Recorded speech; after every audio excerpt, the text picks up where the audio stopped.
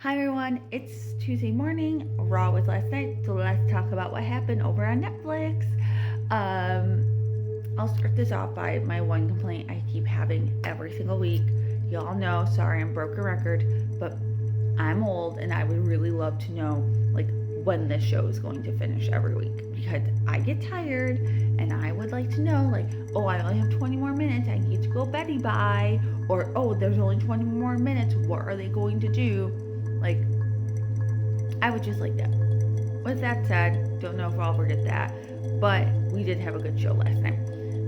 One of my main things I will say is I've been very concerned about them doing Saturday Night Main Event so close to the last one, and also so close to the Royal Rumble, because I felt like, how do you have time to build storylines for both of those things to make them both very entertaining? With that said, they're pleasantly surprising me so far. I'm really happy about the Gunther and Jay. I think last night they did a great promo. I feel like it added to it. I, do not think they're going to take the title off Gunther yet, as much as I'm like over the Gunther era of that title. But I think they made the stakes seem better. With that too, we now have Nia Jax versus Rhea Ripley. Someone correct me if I'm wrong. I believe it's not for the title. If I'm wrong, tell me. But to be fair, I also haven't looked at the graphic yet for that. I'm happy because we're getting Rhea Ripley. I'm not a Nia Jax fan. I don't love her work all the time. They did do that amazing match in Australia, so I'll keep an open mind. We'll see what happens, but you're giving me Rhea Ripley, I'll be happy, girl, because I love my mommy. With that, they had some interesting women's matches. The Bayley one was really good. Bayley is great. Excited to see her now back on Raw. Curious what that means overall for her. Again, it was Nia Jax, so like, not a huge fan, but I did like Bayley's work in that match. And I did love Rhea Ripley coming in, that whole thing.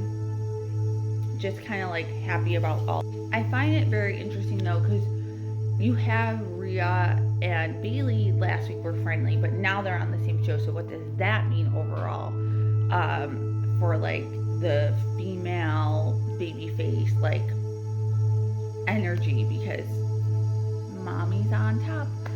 We had a backstage segment with Dominic and whatever's going on with American Made and Chad Gable not liking luchadors. I'm not like totally sold on to that whole storyline. I'm kind of like, I don't know. I'm like, Chad's great, but the whole American Made thing, I don't know. We'll see what happens. I'm just not a fan of it right now. And like Dominic being like, he's not a bad person. Who would he like recommend? And I'm trying to think of like luchadors that they've either signed and we haven't seen. So if you have ideas, let me know, because I'm kind of drawing blank right now about who this could be. And I also just don't see Chad Gable as a luchador. So I'm like, that's why it's confusing to me. With that said though, clearly there's still tension between Dominic and Liv. I feel like Judgment Day really does not have much of a place to go. We did find out they have that tag team match on Saturday Night Main Event. I do love the War Raiders. I think they're fabulous. I'm so happy for them. You just want to cheer them in their story and everything else. So, but outside that, I feel like, Judgment Day is kind of like drifting in the wind and no one knows what's really going on. Interesting, we did not see Damian this week after that huge match last week. So yeah, that is kind of where I feel like all Judgment Day things stand. I don't know what's going on with them, and I'm not that interested as I once was in them as a whole. I was very interested in all the stuff with Sammy though. I think I love the stuff with him and Seth backstage. I love Sammy in general. He's just like the ultimate like person you love and adore. I don't know, there's just something about him personally for me.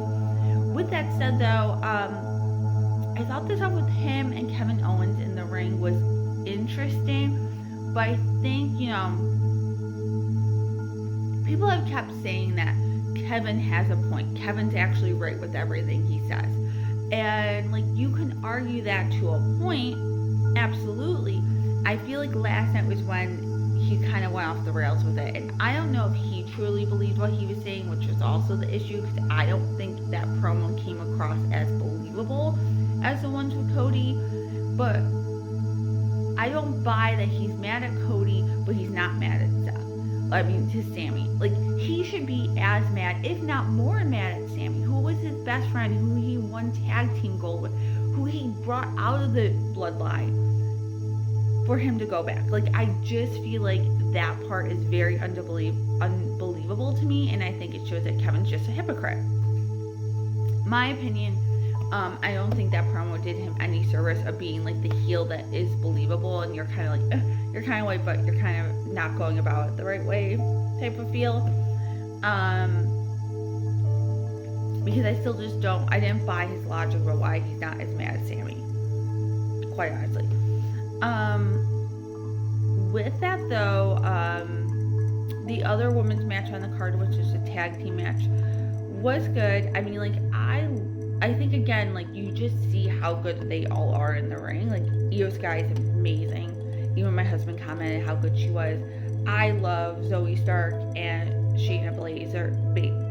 Sorry, I can't talk yet all today, but you know what I mean. I think they're great in the ring. So with all that,